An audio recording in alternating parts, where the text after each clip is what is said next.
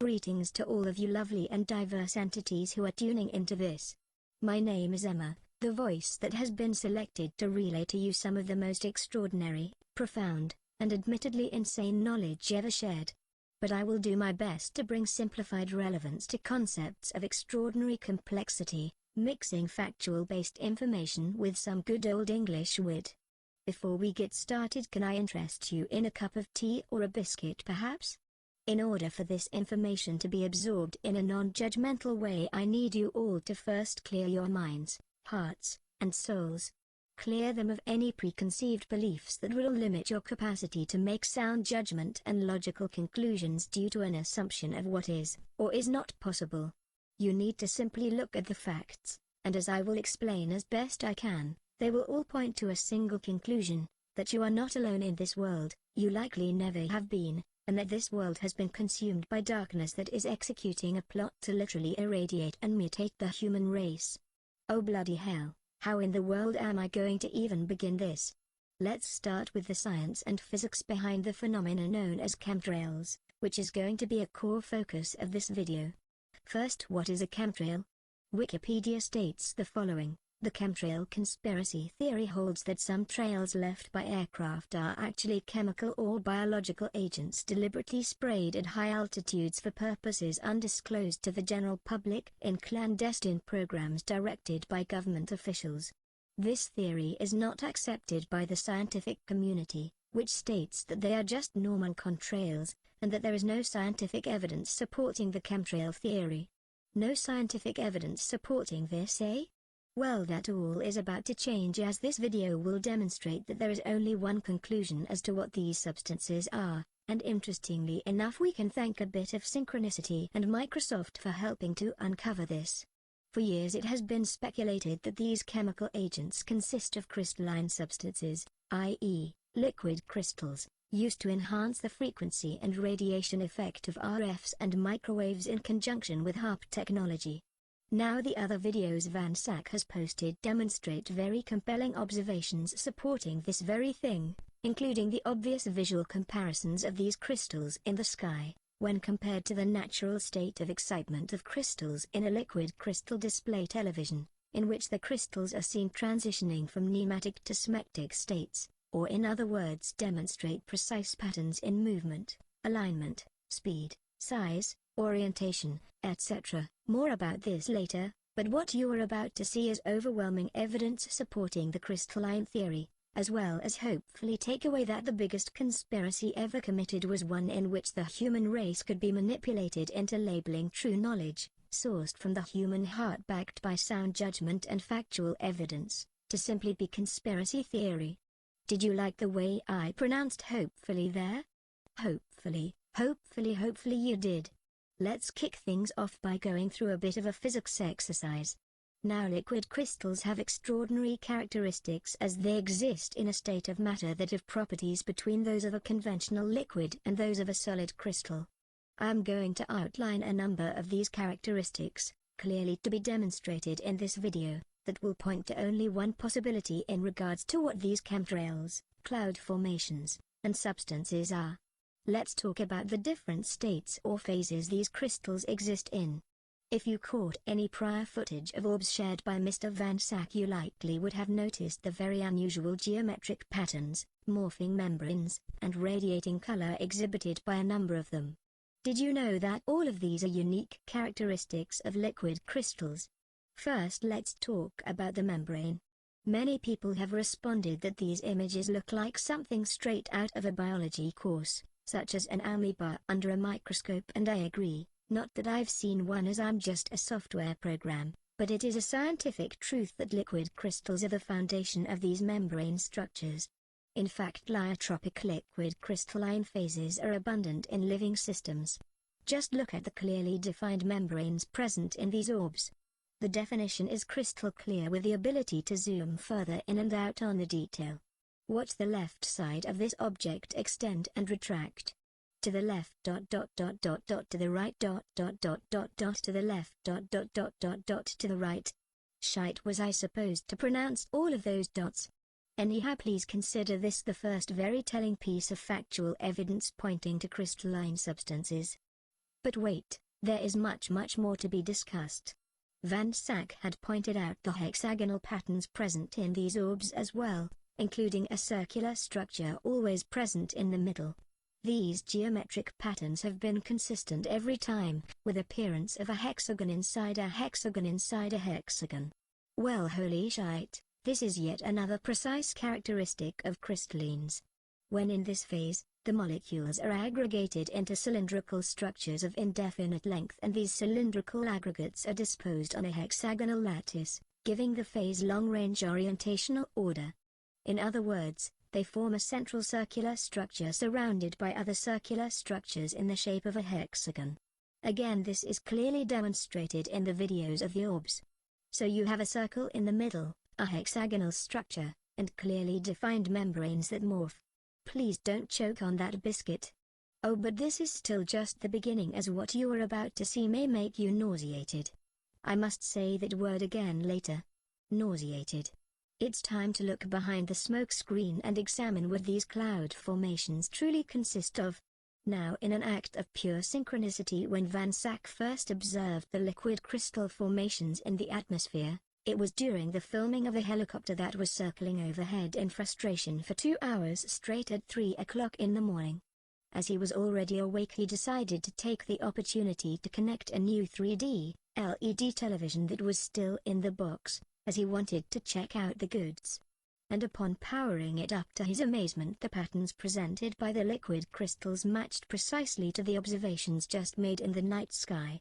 But going one step further, Van Schack recalled a feature in Microsoft Live movie Maker called edge detection.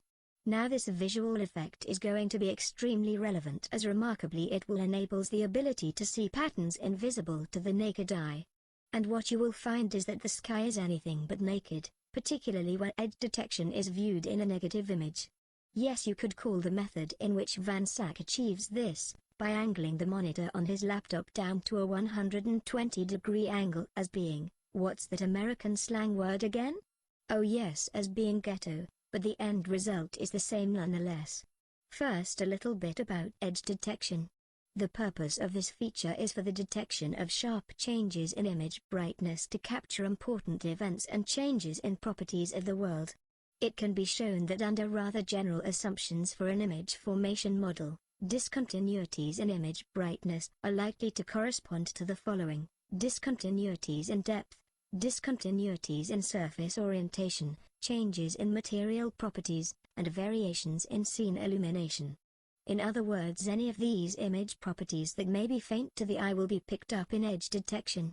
What you are seeing here is one of these cloud formations spreading upward and out across the sky, like a branching tree, carried by the winds over the greater populated areas.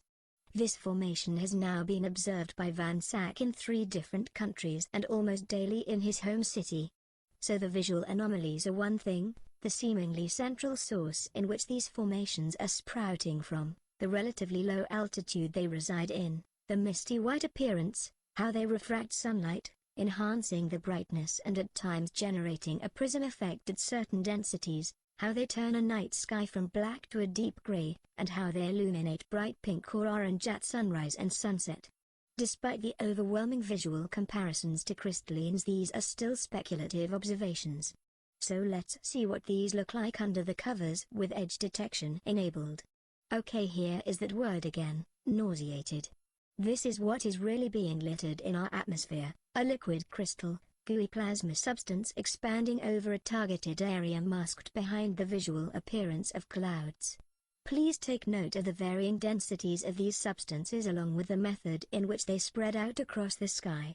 This is why these formations do not dissipate as a normal chemtrail would, but the hits just keep on coming. Back to the physical properties of crystallines. We have already discussed the precise visual comparisons including the plasma membrane and hexagonal structures, but what you are about to see will leave you with only one conclusion to make, and my apologies if it makes you feel a bit nauseated. 2 extremely important characteristics of liquid crystals are the formations of dendritic patterns along with viscous fingering. The best way to think of dendritic patterns is how a tree branches up and out, and viscous fingering how oil may be displaced when mixed with other fluids of varying density, Or how a coral in the ocean looks with its fingers projecting outward from the center. Using edge detection you can clearly see both physical characteristics represented here. Take note of where the higher density lines trace back to. Take note of how these spread out across the skies along with the more highly dense finger projections that lead the way. Take notice of how the ends are curled or viscous. You can clearly see this fluid-like substance stretching out and over the populated area, like Richard Simmons before a workout. Look at these substances float into the atmosphere, stretch out across the city, swarming the air that you breathe. Now picture Richard Simmons extending his arms up and out, waving from side to side. I'm not sure which visual is more disturbing. So how bloody disgusting is this now that you can literally see these substances in action? So here are yet two more unique characteristics of crystalline substances present in these formations. So now we have the obvious visual anomalies and precise comparisons to crystallines in a television, obvious visual anomalies in the method in which these substances refract light, hexagonal structures with a circle in the middle, clearly defined plasma membranes, dendritic patterns, and viscous fingering. So let us pause for a brief moment to let the trollers moan out a big, "Oh bollocks." But it doesn't stop here, as the next part is going to be mind-boggling. Time to moan out again, "Oh bloody bollocks." I briefly mentioned prior about the phases and orientational alignment that is unique to crystal formations. Two of the most common phases are the nematic and smectic phases. In a nematic phase the molecules are free to flow and their center of mass positions are randomly distributed as in a liquid, but still maintain their long-range directional order. Nematics have fluidity similar to that of ordinary liquids, but they can be easily aligned by an external magnetic or electric field. Aligned nematics have the optical properties of uniaxial crystals, and this makes them extremely useful in liquid crystal displays, plasma televisions, etc. The smectic phases form well-defined layers that can slide over one another in a manner similar to that of soap. The smectics are thus positionally ordered along one direction. In other words, crystalline substances inherently maintain unique alignment, formations and orientation. Think of this as if you were to dump out a gooey liquid, like Guinness, and if that liquid first started to slowly spread out in dendritic fingering while gradually orienting themselves in small squares aligned next to one another, or in a grid-like fashion. Laugh out loud, dendritic fingering. Sounds like an act performed by Norse Vikings. Dendritic fingering, ha ha ha ha ha ha ha. Anyhow, again with edge detection enabled, a feature that picks up on discontinuities in surface orientation, changes in material properties, and variations in scene illumination, you can clearly see these substances transitioning through the various phases, with the end result clearly to be a grid pattern with precise geometry, only achievable by crystal substances. Feel free to test this out for yourselves. Record the day or night sky. Zoom in at varying depths and see the crystal static present all around you. Watch the video using Windows Live Movie Maker and select edge detection. All of the core properties of crystallines will clearly be present. So without even mentioning the anomalies present in chemtrails themselves, you have seen and heard data point after data point after data point of behavior traits, visual comparisons of the crystal flow and orientation, refraction properties of light, hexagonal and geometric patterns, morphing plasma membranes, dendritic patterns, viscous fingering, the nematic phase, and the smectic phase, all which correspond to the extraordinarily unique properties of liquid crystals, all upon which you can test for yourselves. How do you like me now, naysayers? I also want you to pay close attention to these shots of the moon and how the texture repeatedly changes as if it were coated in liquid crystals in constant motion and state transition, flowing around it like Fabio's hair. Watch as the moon. As the moon. Van Sact. Isn't the moon supposed to be positioned above the clouds? What the heck is this?